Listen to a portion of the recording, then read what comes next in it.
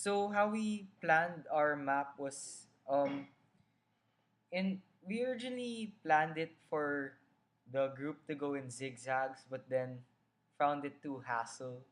So what we just did was we picked key locations in the patio from one end to the other. So like in a way, it's just moving in a straight line, just some twists and turns, but generally it's a straight line.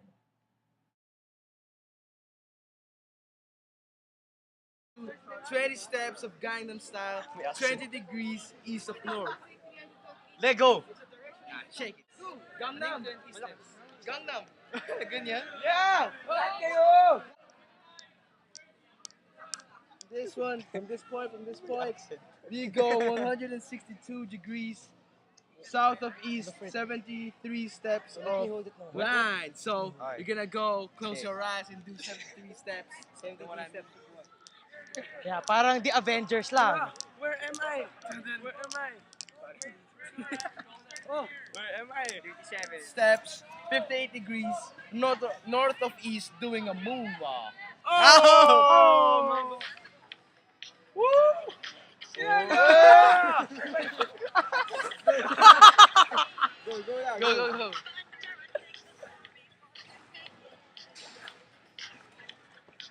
Sige ba?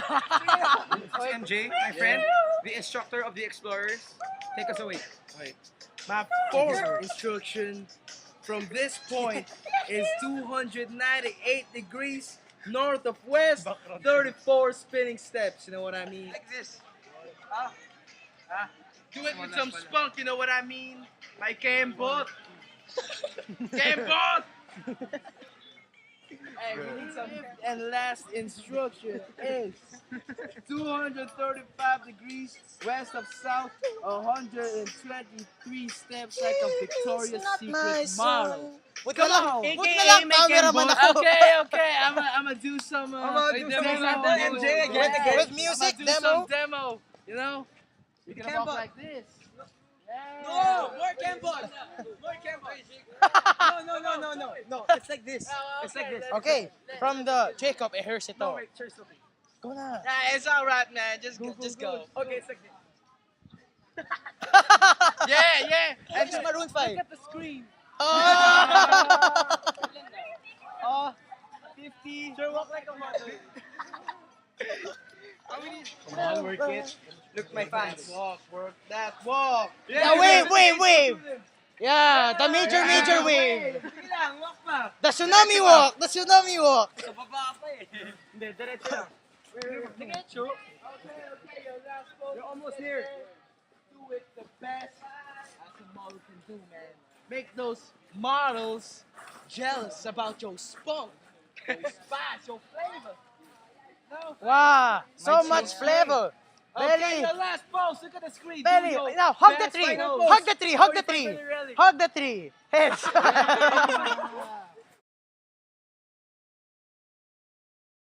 In doing this activity, it felt really good to create instructions or to create expectations for another group to follow, but you weren't doing it in the typical or ordinary way. Normal scene, we would have instructions given to us, and these instructions would be very specific. They could be in English or in any language you would understand, and we would just follow what's written there.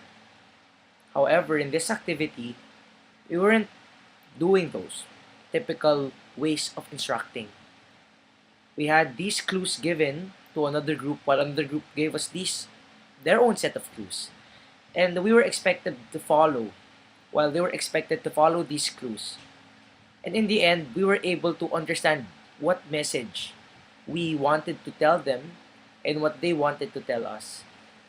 And so one of the greatest realizations that I had from this activity is that somehow we were able to communicate without language, that the normal language, like we didn't have to use English, Filipino, or Chinese. We just used our basic understanding of the compass, of what a Gangnam style walk is, what a backward walk is, and how to count, and weaving them all together, we were able to understand what the other group expected of us, and they were able to understand what we expected of them. So, somehow, in this realization, it feels great that to have that common understanding with each other. That common understanding that you don't really need straight, specific language anymore. Realize that things in this world aren't actually positioned randomly. In fact, whatever lies in this very earth lies in a certain direction or number of degrees in reference to you. And this can even be better defined by knowing how far an object is from you, not just the direction it lies based on your position. I initially thought that I could only use my learning of vectors and kinematics to accomplish my tests and to pass physics. However, I realized that vectors and kinematics are very much helpful in describing the position of even the most basic things that lie around us. Prior to this activity, when I am in search of something, I usually just try to follow the concept of leave no stone unturned. I would just simply search everywhere until I find it. However, by doing this activity, I realized that this isn't the most efficient way in looking for something, especially if the area is rather vast and wide. Through the use of vectors and kinematics, such as the concepts of direction and displacement, the position of an object can better be described. So if in case one has to look or go to somewhere, it would be a lot easier and efficient to have knowledge as to where the direction of the object lies and how far it is from you. And this could be very much helpful if the task required to be accomplished has a time limit. Secondly, another learning I gained from this activity is that when technology fails and you're lost somewhere in this world, with the help of the knowledge in vectors and kinematics, in knowing the distances of places or landmarks and the directions with the help of a compass, you're not really lost. Well, in fact, you can actually survive and even save yourself because you have this sense of direction and even displacement that can actually help you locate where you are and help you find where you have to go. With the activity, I realized that it wasn't really that easy, even though you had all the instructions and all the vectors, the degrees that you had in order to find the clues. So, but in the end, we also found the object and everything else itself. So, this goes to say that even though the vectors and kinematics may not be practical for real life uses, when you have nothing else to use, um, you still have them and you'll end up with what you need with just a little extra effort.